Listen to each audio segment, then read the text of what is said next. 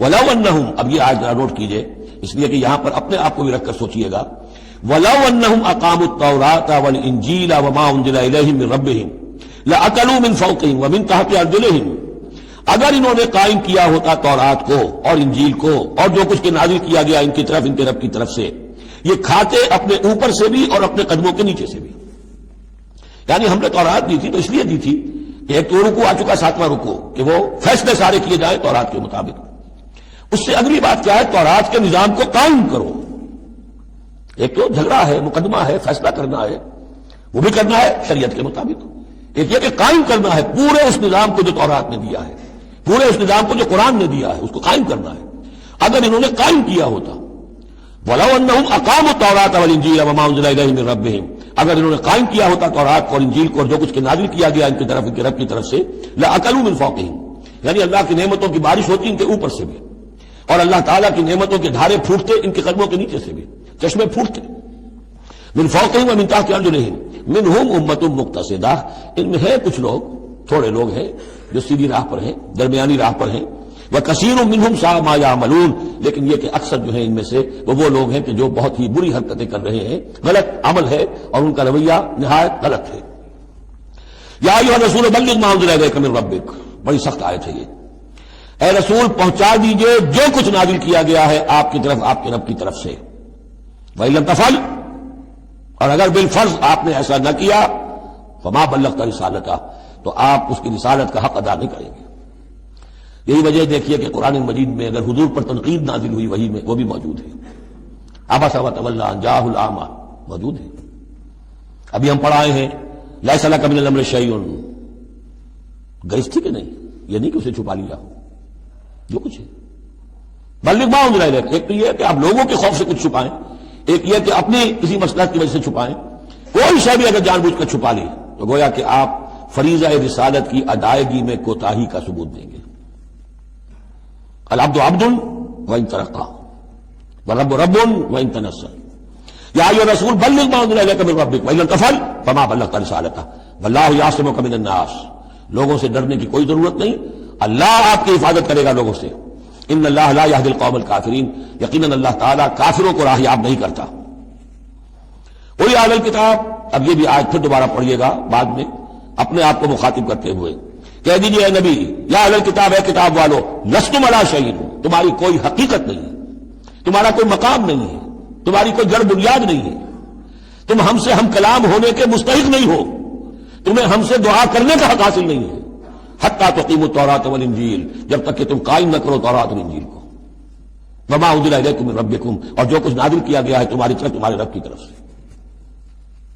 اب یہاں پڑھ لیجئے، یا اہل القرآن لستم علی شیء حتیٰ تقیموا القرآن وما انزل الیکم من ربکم، اے قرآن کے ماننے والو، تمہاری کوئی حقیقت نہیں، کوئی حیثیت نہیں، تم سمجھتے ہو ہم امت مسلمہ ہیں، ہم اللہ والے ہیں، اللہ کے لاڈلے ہیں، اللہ کے پیارے ہیں، اللہ کے رسول کے امتی ہیں، جو سچا سمجھو، جھوٹے تمہیں لگ رہے ہیں، تمہاری ہر طرف سے مرمت ہو رہی ہے، عزت نام کی شے نہیں رہی، تم کتنی ہی تعداد میں ہو، دنیا میں تمہاری کوئی حیثیت نہیں ہے، اور اس سے زیادہ کے لیے تیار رہو، لستم علی شیء، تمہاری کوئی حیثیت نہیں، حتیٰ تقیموا القرآن وما انزل الیکم من ربکم، جب تک کہ قرآن اور جو تمہاری طرف نازل کی، حضور کو وحی خفی بھی تو دی گئی ہے نا، سنت رسول وحی خفی کا ظہور ہے، وہ بھی نازل کی گئی ہے حضور پر وحی خفی، تو جب تک کتاب و سنت کا نظام قائم نہیں کرتے، اور یا اہل القرآن کا خطاب خود حضور نے ہمیں دیا ہے، میرا کتاب چاہے مسلمانوں پر قرآن مجید کا حقوق، اس میں یہ حدیث موجود ہے، اس میں حضور کی وہ الفاظ ہیں، یا اہل القرآن لا تتوسدوا القرآن، ہے قرآن والو، قرآن کو تکیہ نہ بنا لینا، اسے ذہنی سہارا نہ بنا لینا، اسے اپنی پیٹھ کے پیچھے نہ پھینک دینا، تکیہ پیٹھ کے پیچھے ہوتا ہے۔ نبذ فریق من الذین اوتوا الکتاب کتاب اللہ وراء ظہورہم لا تتوسدوا القرآن، بلکہ کیا کرنا، یا اہل القرآن لا تتوسدوا القرآن واتلوہ حق تلاوتہ فی آناء اللیل والنہار، پڑھا کرو اسے رات کے اوقات میں بھی، دن کے اوقات میں بھی، جیسے کہ اس کے پڑھنے کا حق ہے، وافشوا، اسے عام کرو، پھیلاؤ، اس کی دعوت جو پہنچاؤ، وتغنوا ہو، اسے خوشنحانی سے پڑھو، اور اس کو دولت کو سمجھو کہ یہ سب سے بڑی دولت ہے، تغنوا ہو، اسے سمجھو کہ اصل دولت یہ ہے، وتدبروا فیہ لعلکم تفلحون، اور تدبر کرو، غور و فکر کرو، اس کی گہرائیوں میں غور دانی کرو تاکہ تم فلاح پاؤ۔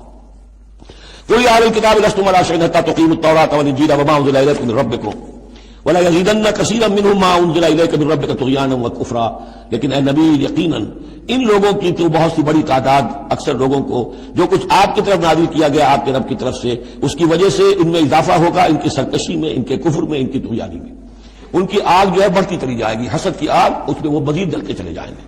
فَلَا تَأْسَ عَلَى الْقَوْمِ الْكَافِرِينَ، تو آپ ان کافروں کے بارے میں اب افسوس نہ کریں۔ نبی چونکہ نہایت رحیم اور شفیق ہوتا ہے تو ظاہر بات ہے کہ وہ لوگوں پر عذاب کو پسند تو نہیں کرتا، دشمن کو بھی معاف کرتا ہے، لہذا اسے صدمہ ہوتا ہے۔ پھر اپنی قوم ہو، جیسے کہ بنو اسماعیل تھے، ان کے بارے میں تو جب عذاب کی خبریں آ رہی تھیں سورہ یوسف اور سورہ یونس اور سورہ ہود میں کہ اب ان پر عذاب گویا کہ آیا چاہتا ہے، تو حضور کے بالوں میں ایک دم سفیدی آ گئی۔ حضرت ابو بکر نے پوچھا حضور کیا ہوا، آپ پر بڑھاپا طاری ہو گیا اچانک؟ فرمایا شیبتنی ہود واخواتھا، مجھے سورہ ہود اور اس کی بہنوں نے بوڑھا کر دیا ہے، کیونکہ ان صورتوں کا انداز ایسا ہے کہ جیسے مہلت ختم ہوا چاہتی ہے اور عذاب کا دھارا جو ہے اب چھوٹنے والا ہے۔ فلا تأس علی القوم الکافرین، تو اب افسوس نہ کیجیے آپ ان کافروں کے بارے میں۔ ان الذین آمنوا والذین ہادوا والصابئون والنصارى، اب یہ آیت تقریباً وہی ہے جو اس سے پہلے سورہ بقرہ کے 8ویں رکوع میں آ چکی ہے، جس سے کہ دھوکہ ہوتا ہے لوگوں کو کہ شاید ایمان بے رسالت کی ضرورت نہیں ہے، حالانکہ اب ہم سورہ نساء میں بھی پڑھائے ہیں جو اللہ اس کے رسولوں کے مابین تفریق کرے تو اولئک هم الکافرون حقا۔ باقی وہاں ساری بحث میں کئی بار کر چکا ہوں، اسی بات کو یہاں ذہن میں رکھیے۔ ان تمام صورتوں کے اندر حضور پر ایمان لانے کی دعوت تو قدم قدم پر ہے، قدم قدم پر ہے، قدم قدم پر ہے، لہذا اس سے استغنا کرنا جو ہے سوائے اس کے کہ اپنی نیت میں فساد ہو اور اپنے ہی دل میں کجی پیدا ہو چکی ہو، اور اس کا کوئی امکان نہیں۔ ان الذین آمنوا، بے شک وہ لوگ جو ایمان لائے، والذین ہادوا، اور جو یہودی ہوئے، والصابئون، اور جو صابی تھے، والنصارى، اور نصارى، من آمن باللہ والیوم الآخر۔ اب یہاں سمجھ لیجیے موضوع اپنے اپنے زمانے میں جس نے بھی جو ایمان لایا اللہ پر اور یوم آخر پر اور اس نے عمل کیے اچھے، فلا خوف علیہم ولا هم یحزنون، تو ان پر نہ کوئی خوف ہوگا نہ وہ حزن سے دوچار ہوں گے۔ تمام جو ہے اپنے اپنے دور میں، جب تک حضرت مسیح نہیں آئے، یہودیوں میں جو لوگ بھی تھے وہ کتاب اللہ کے تورات پر یقین رکھتے تھے، موسیٰ کو مانتے تھے، نبیوں کو مانتے تھے، نیک عمل کرتے تھے آخرت، لیکن یہ کہ اصل سے عمل کے معاملے میں کیا ہے، اللہ کی رضا جوئی اور آخرت کی جزا طلبی، عمل کے معاملے میں یہ چیزیں ضروری ہیں۔ لقد اخذنا میثاق بنی اسرائیل وارسلنا الیہم رسلا، ہم نے بنی اسرائیل سے عہد لیا اور ان کی طرف بہت سے رسول بھیجے، بہت رسول بھیجے۔ یہ تو جیسا کہ میں نے عرض کیا، رسول کا لفظ نبی کی جگہ آ سکتا ہے، رسول تو آئے ہیں حضرت موسیٰ کے بعد صرف حضرت عیسیٰ، باقی سب نبی ہیں۔ ہم نے بہت سے نبی بھیجے، کلما جاء رسول بما لا تهوى انفسهم، جب بھی کبھی ان کے پاس کوئی نبی یا رسول آیا وہ چیز لے کر جو ان کے جیوں کو نہیں بھائی، پسند نہ آئی، فریقا کذبوا، ایک جماعت کی تو انہوں نے صرف جھٹلانے پر اکتفا کی، وہ فریقا یقتلون، اور کچھ لوگوں کو وہ قتل بھی کرتے رہے۔ وحسبوا اللہ تکون فتنۃ، اور انہوں نے سمجھا کہ اس پر کوئی پکڑ نہیں آئے گی، کوئی عقوبت نہیں ہوگی، ہم پر کوئی سرزنش نہیں ہوگی، فعموا وصموا، تو وہ بہرے بھی ہو گئے، اندھے بھی ہو گئے۔ ثم تاب اللہ علیہم، اللہ نے بھی فوراً نہیں پکڑا، انہیں مہلت دی، ان کو توبہ کی، یہ جو ہے وہ مہلت دی، موقع دیا۔ ثم عموا وصموا، نتیجہ یہ ہوا کہ وہ اور اندھے ہو گئے اور بہرے ہو گئے، بڑھتے چلے گئے۔ ثم عموا وصموا کثیر منہم، ان میں سے بہت سے، واللہ بصیر بما یعملون، اور جو کچھ یہ کر رہے ہیں اللہ اسے دیکھ رہا ہے۔ لقد کفر الذین قالوا ان اللہ هو المسیح ابن مریم، وہی بات جو اس سے پہلے آ چکی ہے سورہ نساء میں۔ یقیناً کفر کیا ان لوگوں نے جنہوں نے کہا کہ اللہ ہی ہے مسیح ابن مریم، یعنی اللہ ہی نے یہ لبادہ اوڑھ لیا ہے مسیح کی شخصیت کا۔ وقال المسیح، جبکہ مسیح نے تو یہ کہا تھا یا بنی اسرائیل، اے بنی اسرائیل، اے یعقوب کی اولاد، اعبدوا اللہ ربی و ربکم، بندگی اور پرستش کرو اللہ کی جو میرا بھی رب ہے تمہارا بھی رب ہے۔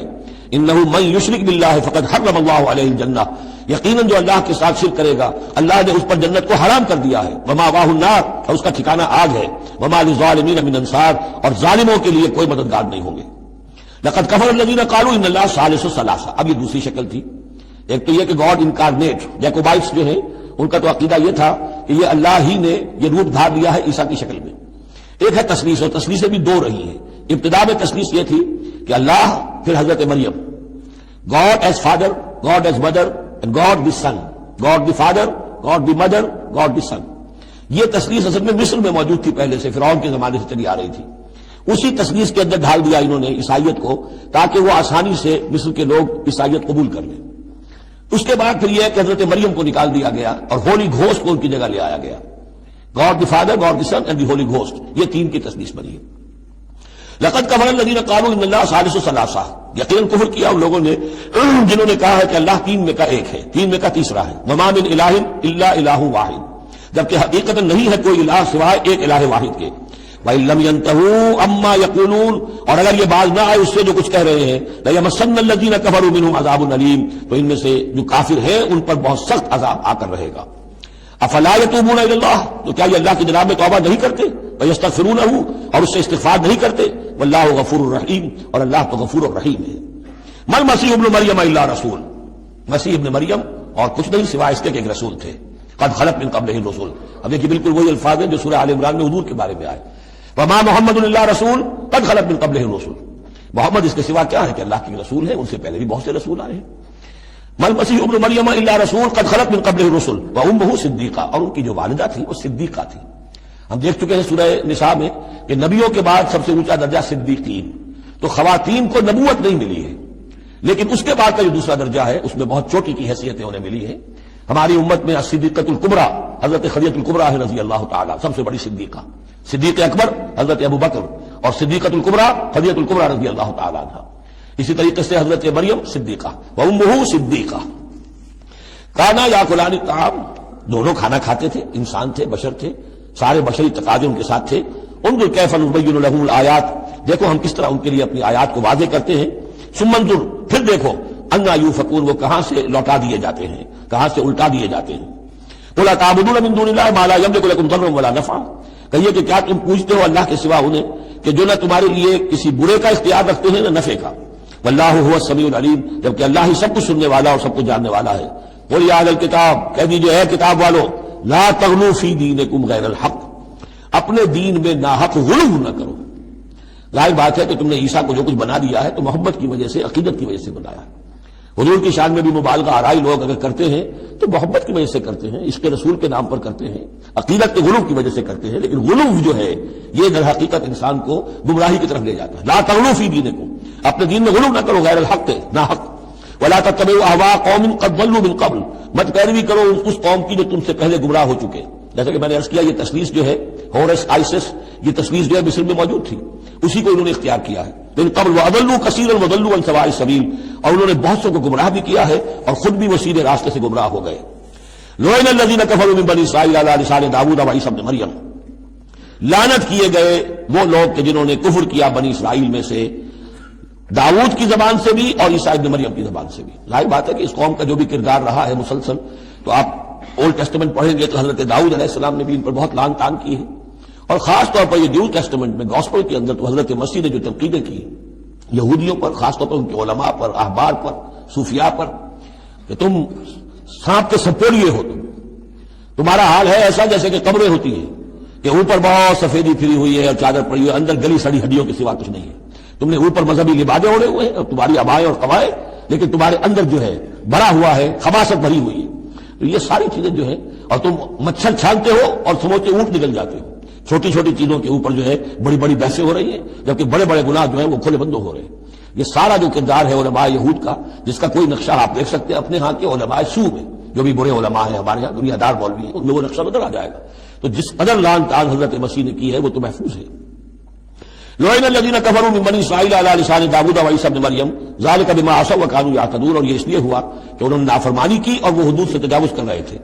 كانوا لا يتناهون عن منكر فعلوه، یہ لوگ ایک دوسرے کو روکتے نہیں تھے، منع نہیں کرتے تھے منکر سے کہ جو وہ کرتے تھے۔ جس معاشرے میں سے یہ نہیں منکر ختم ہو جائے گا پھر معاشرہ پورا کا پورا سڈاس بن جائے گا۔ یہ تو گویا کہ صفائی ہے، ہر شخص دیکھے، نگاہ رکھے، ایک دوسرے کو روکتا رہے، ٹوکتا رہے، یہ کام غلط ہے، یہ مت کرو۔ لیکن جس معاشرے سے یہ چیز، یہ احتساب جو ہے یہ ختم ہو جائے گا تو وہ ظاہر بات ہے کہ پھر اس کے اندر خرابی پیدا ہو جائے گی۔ كانوا لا يتناهون عن منكر فعلوه لبئس ما كانوا يفعلون، بہت برا طرز عمل تھا جو انہوں نے اختیار کیا۔ ترى كثيرا منهم يتولون الذين كفروا، ان میں سے بہتوں کو تم دیکھو گے کہ وہ کافروں کی حمایتی بنتے ہیں اور ان کی حمایت خود اپنے لیے تلاش کرتے ہیں۔ لبئس ما قدمت لهم انفسهم، بہت ہی بری ہے وہ کمائی جو ان کے نفسوں نے ان کے لیے آگے بھیجی ہے۔ یہ جو کرتوت ہے سارے جمع ہو رہے ہیں اللہ کے ہاں، اور ان کا وبال جو ہے وہ ان پر آئے گا۔ ان سخط اللہ علیہم، اور وہ یہ کہ اللہ تعالیٰ کا غضب ہوگا ان پر، وفی العذاب ہم خالدون، اور وہ عذاب میں ہمیشہ ہمیشہ رہیں گے۔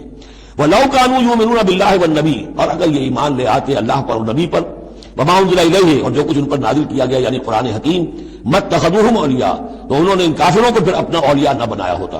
وَلَكِنَّ كَثِيرًا مِنْهُمْ فَاسِقُونَ، لیکن اکثریت ان کی جو ہے وہ نافرمانوں پر مشتمل ہے۔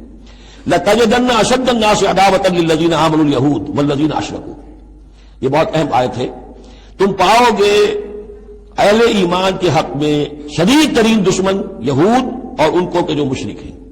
مشرک مکہ وہ بھی تھے، لیکن واقعہ یہ ہے کہ ان کی دشمنی بھی کم سے کم یہ کہ کھلی تھی، ظاہر تھی، باہر تھی، سامنے سے حملہ کرتے تھے.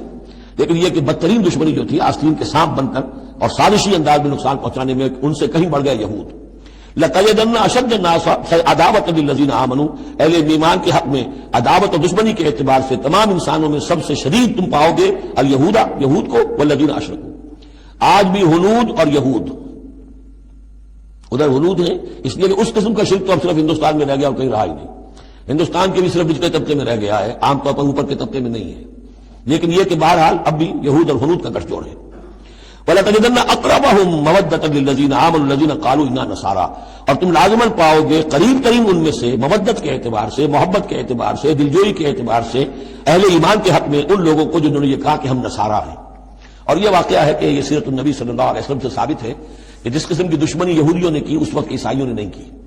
حضرت نجاشی نے مسلمانوں کو پناہ دی، مقوقس شاہ مصر نے بھی حضور کی خدمت میں ہدیے بھیجے، ہرقل نے بھی حضور کا جو نامہ بر گیا تھا اس کی عزت کی، احترام کیا، چاہتا بھی تھا کہ اگر میری پوری قوم مان لے تو ہم اسلام قبول کر لیں.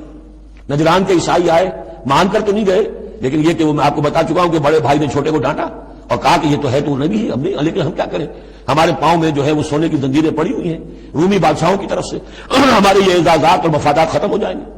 لیکن ان کی طرف سے جس کو کہا جائے کہ کوئی بٹر مخالفت، کوئی سخت جو ہے وہ نہیں ہوئی، جبکہ یہود کی طرف سے شدید ترین دشمنی ہوئی.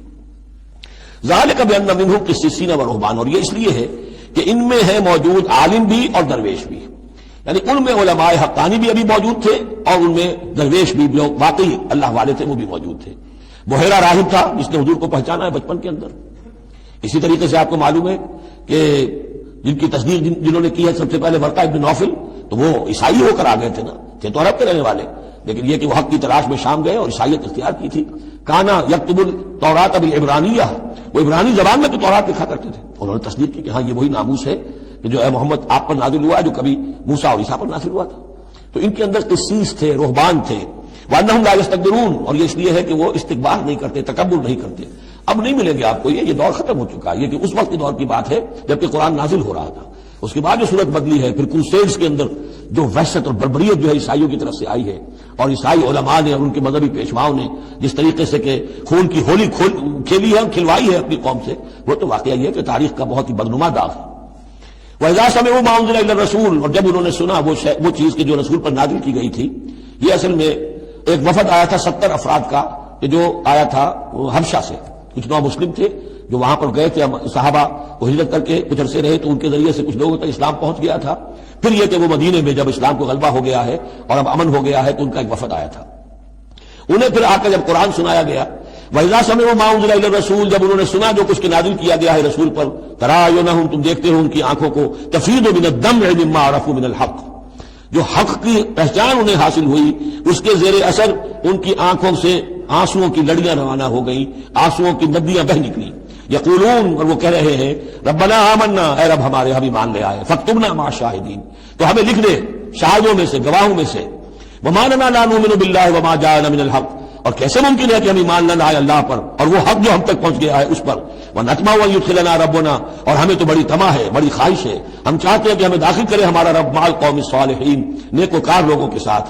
فاصابهم اللہ بما قالوا، تو جو کچھ انہوں نے کہا، جو دعا کی، جو ان کا اعلان حق تھا، اس کی وجہ سے اللہ نے ان کو بدلے میں دیا جنات تجری من تحتها الانہار، وہ باغات دیے کہ جن کے دامن میں ندیاں بہتی ہوں گی، خالدین فیہا، جس میں وہ ہمیشہ ہمیش رہیں گے. وذالک جزاء المحسنین، اور یہی بدلہ ہے احسان کی روش اختیار کرنے والوں کا، جو اسلام کے بعد ایمان سے بھی آگے احسان تک پہنچ جائیں، ان کا بدلہ یہی ہے. والذین کفروا وکذبوا بآیاتنا، رہے وہ لوگ جنہوں نے انکار کیا اور جھٹلا دیا ہماری آیات کو، اولئک اصحاب الجحیم، تو وہ تو پھر جہنمی ہے. یا ایھا الذین آمنوا لا تحرموا طیبات ما احل اللہ لکم ولا تعتدوا ان اللہ لا يحب المعتدین. صدق اللہ العظیم. شرائع سماویہ میں کھانے پینے کی چیزوں میں حلت و حرمت، تحلیل و تحریم جو ہے یہ بہرحال ایک اہم موضوع ہے. یہ موضوع آپ کو یاد ہوگا سورہ بقرہ سے چل رہا ہے مسلسل، کہ مشرکانہ اوہام کی وجہ سے ان کے ہاں بہت سی چیزوں کے بارے میں نسل بعد نسل کچھ چیزیں ذہنوں میں بیٹھ گئی تھی کہ یہ چیزیں حرام ہیں، اور یہ کہ اس قسم کی چیزیں جو ہیں پھر ذہنوں سے، دلوں سے، مزاجوں سے نکلنے میں بہت وقت لیتی ہیں اور بار بار جو ہے اس کی طرف توجہ دلانی پڑتی ہے۔ فرمایا یا ایھا الذین آمنوا، اہل ایمان، لا تحرموا طیبات ما احل اللہ لکم، نہ حرام ٹھہرا لو ان پاکیزہ چیزوں کو جنہیں اللہ نے تمہارے لیے حلال ٹھہرایا ہے، ولا تعتدوا، اور حد سے تجاوز نہ کرو۔ یہ بھی ہوتا ہے کہ کچھ لوگ اپنے تقویٰ کے جوش میں اور بہت زیادہ نیکی کے جذبے میں بھی بہت سی چیزیں کہ جو حلال ہیں ان کو اپنے اوپر حرام کر بیٹھتے ہیں۔ ان اللہ لا يحب المعتدین، یقیناً اللہ تعالی حد سے تجاوز کرنے والوں کو پسند نہیں کرتا۔